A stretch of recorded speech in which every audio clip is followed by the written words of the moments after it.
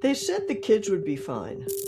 Here's the gay parenting research that got buried. A peer-reviewed study reported that children with same-sex married parents had over 4 times the rate of serious emotional problems as kids with a married mom and dad.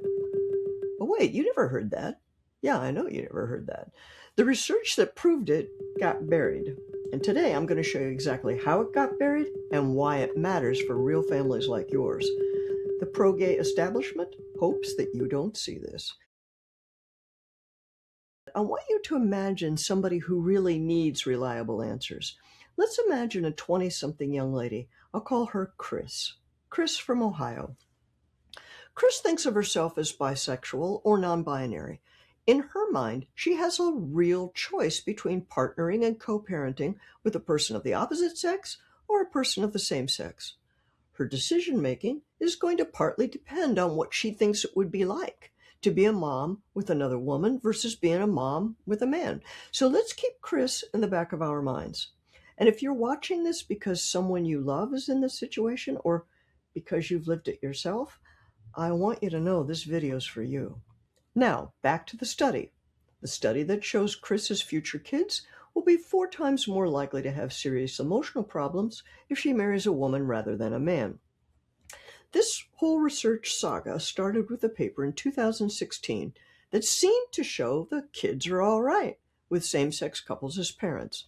Let's call this study number 1. The researchers expected the children of same-sex married couples would look pretty much the same as the children of opposite-sex married couples, and they found what they were looking for. This study showed no significant difference between the kids raised by same-sex couples and kids raised by their married mom and dad. But in 2017, one short year later, the very same researchers analyzed the same data set and found the result I already mentioned, that children of same-sex married couples are 4 times more likely to have serious emotional difficulties. We'll call this study number 3. I'm going to show you exactly how this happened.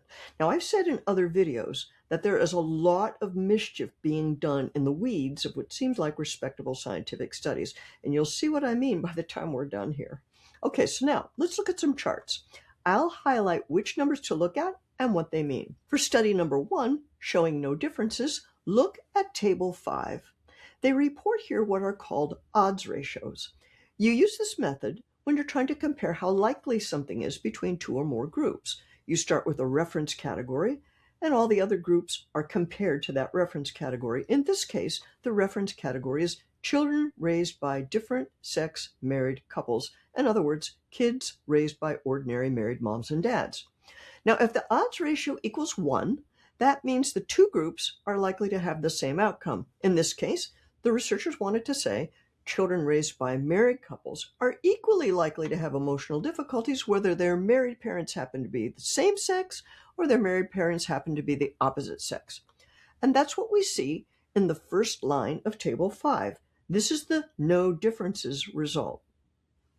If, on the other hand, the odds ratio is greater than 1, that means the group is more likely than opposite-sex married couples to have emotional difficulties. So let's look at the results that this very same set of researchers found using the very same data set in their 2017 paper, which I'm calling study number 3. That would be table 7. Now stay with me here, because what I'm about to show you is something the academic establishment hoped you would never see. Look at the next to last column labeled Emotional Difficulties Odds Ratio. This means kids raised by same-sex married couples have 4 times the probability of emotional difficulties as children of opposite-sex married couples. So now let's remember Chris from Ohio for a moment. She may have heard about studies like the first one saying that her potential kids will be fine whether she marries a man or a woman. She probably didn't hear too much about this correction. Do you think she has a right to know just how fragile that no differences result really was? So how did they get from no differences to 4 times the risk in under a year? Now here's where the Ruth Institute comes into play. We had a little role to play in the background. If you guessed that there was a study number 2 that occurred between study number 1 and study number 3, you win the prize. Study number 3 actually came about after some back and forth with an uncited critic. This critic pointed out that the National Center for Health Statistics had actually issued an advisory about this data set, that some of the data had been miscoded. So he reclassified the data, and his reclassification obliterated the finding in the original paper. In fact, the children of same-sex married couples were twice as likely to experience emotional difficulties, and you can see the results in the first column of Table 3 of study number 2.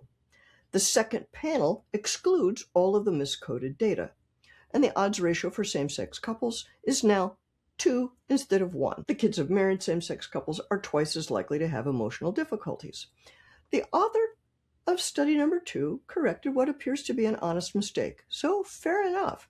This is how science is supposed to work. Back and forth. Everybody's work can improve from this type of give and take. But still, let's remember Chris from Ohio trying to decide what to do with her life. Do you think she heard about this miscoded data? Probably not. But anyway, we still haven't gotten to the stats showing 4 times the difference in emotional problems. This uncited critic pointed out another problem in the original study, study number 1. The authors of study number 1 used, quote, biological parenthood as a control variable. Now, wait a minute. Let's think about this for a minute. If the focus of the study is the difference between same-sex parents and opposite-sex parents, you really can't control for biological parenthood, because no child of a same-sex couple will have 2 biological parents in the home. So the variable for the number of biological parents is really soaking up the variation that is part and parcel of being a child with same-sex parents. So the author of study number 2 argued that the biological parenthood variable should be removed and the analysis redone. By taking out the biological relatedness, you find out being a child of same-sex married couples matters a whole lot more than you originally would have thought. This is exactly the sort of thing I was talking about in the video I made about tricks with data. You got to check out that video, because that video explains a number of the tricks with data.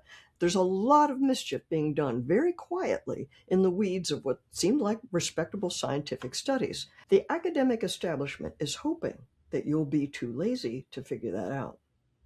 Now, who was this mystery critic, you might ask?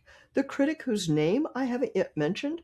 The critic the authors obliquely but incompletely referenced? In response to commentary by Sullins, we conduct the analysis using, who is this mysterious Sullins person, you might ask? It is none other than our own Father Paul Sullins, PhD, Senior Research Associate at the Ruth Institute since 2018. This is how the Ruth Institute is kind of involved in this paper. Now, when he wrote this paper, Father Sullins was still a sociology professor at the Catholic University of America. But we'll take a bit of credit, though, because we had the good sense to snag him when he retired. Anyhow, notice that this sentence on the screen does not give the customary parentheses referring to his name and the date of publication of the article they're talking about. When I first saw this, I thought, what? I scurried back to the references page, looking for the full citation to a paper by Sullins. I was shocked to find that his paper, the one to which they're responding, is not even listed in the references. Well, that is not only bad science, that is bad manners. How rude. Well, anyway, at least Father Paul got them to redo their calculations. But if somebody wanted to put these papers side by side the way we've done in this video, it would not be easy to do. I'll let you decide for yourself whether you think this was an oversight. The academic establishment is committed to the no differences viewpoint. You can see it in that missing citation. You can see it in the fact that studies showing no differences get plenty of media airtime, while any corrections stay quietly hidden in academic journals. Perhaps someone like Chris from Ohio is watching this today. Perhaps someone watching knows someone who learned from experience that same-sex parenting was not as easy as you had been led to believe. I want to say to any of you in that situation, I am sorry. This should not have happened to you. And I want you to know today that you're probably not the only person going through this. The science about same-sex parenting is not nearly as settled as you've been led to believe. Please share this video. You'll be doing something the academic establishment didn't do. You'll be giving Chris from Ohio the information she actually needs and deserves. And be sure to watch our video, What They Didn't Predict About Gay Marriage. I'm Dr. Jennifer Roback Morse for the Ruth Institute. Thanks for watching.